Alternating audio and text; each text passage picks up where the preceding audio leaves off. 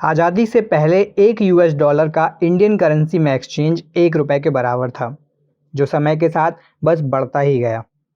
अगर हम इस ग्राफ को देखें तो हम अंदाज़ा लगा सकते हैं कि कैसे इंडियन करेंसी यूएस डॉलर के एक्सचेंज में समय के साथ डीवैल्यूएट हुई है।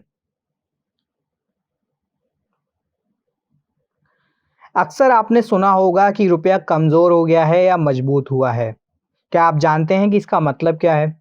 अगर रुपया कमज़ोर हुआ है तो इससे आपको क्या फ़ायदा होगा, या अगर ये मजबूत हुआ है तो इससे आपको क्या नुकसान होगा? आइए इन्हीं कुछ सवालों के जवाब जानने की कोशिश करते हैं। रुपया मजबूत या कमज़ोर क्यों होता है, सबसे पहले इस बात को समझते हैं। रुपए की कीमत पूरी तरह इसकी मांग और आपूर्ति पर निर्भर करती है। इस पर इंपोर्ट और एक्सपोर्ट का भी असर पड़ता है। दरअसल हर देश के पास दूसरे देशों की मुद्रा का भंडार यानी स्टॉक मनी होता है, जिसे वो लेन देन यानी इंपोर्ट एक्सपोर्ट में यूज़ करते हैं। इसे विदेशी मुद्रा भंडार या फॉरेन एक्सचेंज रिजर्व कहते हैं। समय समय पर इसके आंकड़े रिजर्व बैंक की तरफ से जारी किए जाते हैं। विदेशी मुद्रा यानी फॉरेन एक्सचेंज रिजर्व के घटने और बढ़ने से ही उस देश की करेंसी पर असर पड़ता है। अमेरिकी डॉलर को वैश्विक करेंसी यानी वर्ल्ड करेंसी का रुतबा हासिल है। इसका मतलब है कि एक्सपोर्ट की जाने वाली ज़्यादातर चीज़ों का मूल्य डॉलर में चुकाया जाता है। एक आंकड़े की माने तो दुनिया में 80% डॉलर का यूज़ किया जाता है इंपोर्ट और एक्सपोर्ट के लिए। यही वजह है कि रुपए की कीमत डॉलर के मुकाबले से पता चलती है कि भारतीय मुद्रा या करेंसी मजबूत है या कमज़ोर। अमेरिकी डॉलर को वर्ल्ड करेंसी इसलिए माना जाता है क्योंकि दुनिया के अधिकतर देश कारोबार में इसी का यूज़ करते हैं। यह अधिकतर जगह पर आसानी से स्वीकार की जाती है। आइए इसे एक एग्जाम्पल से समझने की कोशिश करते हैं। अंतर्राष्ट्रीय कारोबार में भारत के ज़्यादातर बिजनेस डॉलर में होते हैं। आप अपनी ज़रूरत का कच्चा तेल यानी क्रूड ऑयल, खाद्य पदार्थ और इलेक्ट्रॉनिक आइटम्स ज़्यादा मात्रा में इंपोर्ट करेंगे तो आपको ज़्यादा डॉलर खर्च करने पड़ेंगे। आपको सामान तो खरीदने में मदद मिलेगी, लेकिन आपका मुद्रा भंडार घट जाएगा, यानी आपका जो स्टॉक मनी है वो आपका घट जाएगा। मान लीजिए कि हम अमेरिका से कुछ कारोबार कर रहे हैं। अमेरिका के पास मान लीजिए 74,000 रुपये हैं और हमारे पास $1,000। अगर आज डॉलर का भाव 74 रुपये है तो दोनों के पास फिलहाल बराबर ही पैसे हुए। अब अगर हमें अमेरिका से भारत में कोई चीज़ मंगानी है जिसका भाव हमारी करेंसी के हिसाब से 7,400 रुपये है, तो हमें इसके लिए करीब $100 चुकाने होंगे। अब हमारी विदेशी मुद्रा भंडार में सिर्फ $900 बचे, जबकि अमेरिका के पास वही 74,000 रुपये। इस हिसाब से अमेरिका की विदेशी मुद्रा भंडार में वो 74,000 रुपये तो थे ही, लेकिन भारत की विदेशी मुद्रा भंडार में पड़े $100 भी उसके पास पहुंच गए। अगर भारत इतनी ही राशि यानी $100 का सामान अमेरिका को देगा तो उसकी स्थिति ठीक हो जाएगी। यह स्थिति जब बड़े पैमाने पर होती है तो हमारे विदेशी मुद्रा भंडार में मौजूद करेंसी में कमज़ोरी आती है। इस समय अगर हम अंतर्राष्ट्रीय बाजार से डॉलर खरीदना चाहते हैं तो हमें उसके लिए ज़्यादा रुपए खर्च करने पड़ते हैं। इस तरह की स्थितियों में देश का केंद्रीय बैंक आरबीआई अपने भंडारों विदेश से खरीदकर बाजार में डॉलर की आपूर्ति को सुनिश्चित करता है। ये तो आपने समझ लिया कि डॉलर और रुपए में डिफरेंस कैसे आता है।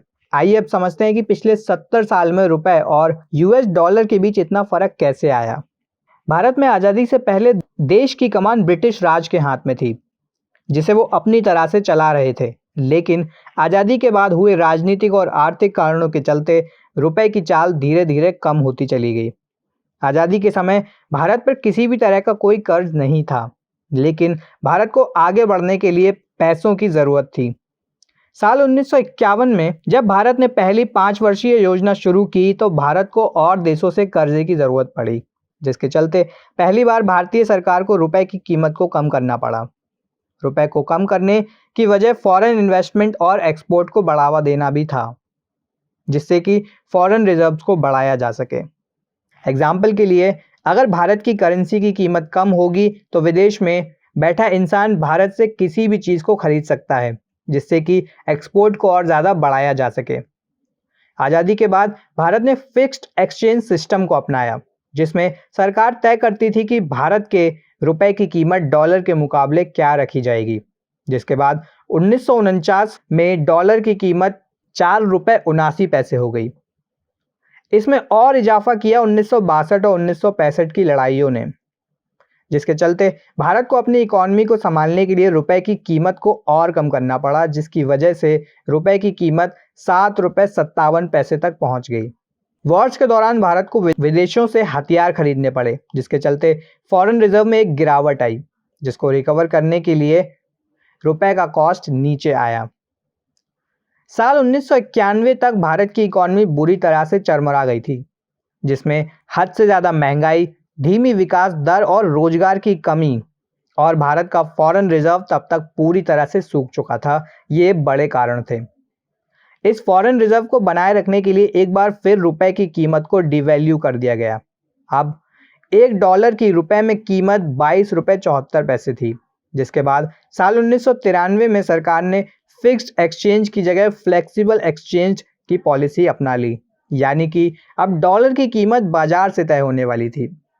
जिसके बाद डॉलर को स्टेबल बनाए रखने के लिए आरबीआई को कुछ पावर्स दे दी गई। इस पॉलिसी के बाद डॉलर की तुलना में रुपए की कीमत में और गिरावट आई। अब $1 के बदले 31 रुपए 37 पैसे चुकाने पड़ रहे थे, जिसके बाद डॉलर का दाम रुपए में बढ़ता ही गया और साल 2010 आते आते $1 की कीमत 45 रुपए से ऊपर निकल चुकी थी। अगर हम बात करें आज की, तो आज 2021 में $1 की कीमत 74 रुपए से ज़्यादा है, जो समय के साथ बस बढ़ ही रही है। दरअसल डॉलर का रुपए में एक्सचेंज और भी बातों पर निर्भर करता है, जैसे कि महंगाई, equity market, employment rate, growth rate, interest rate, foreign exchange और भी बहुत सारी चीज़ें। लेकिन इसमें सबसे ज़्यादा मैटर करता है देश का फॉरेन रिजर्व, जैसा कि हमने शुरू में आपको बताया। तो दोस्तों, ये हमारा एक वीडियो था कि कैसे रुपए की कीमत डॉलर के मुकाबले बढ़ती ही जा रही है। वीडियो आपको पसंद आया हो तो वीडियो को लाइक और शेयर ज़रूर करें, हमारे चैनल को सब्सक्राइब करें और ऐसी ही और भी वीडियोस पाने के लिए जुड़े रहिए हमारे चैनल नॉलेज साथी के साथ। वीडियो को लास्ट तक देखने के लिए आपका धन्यवाद।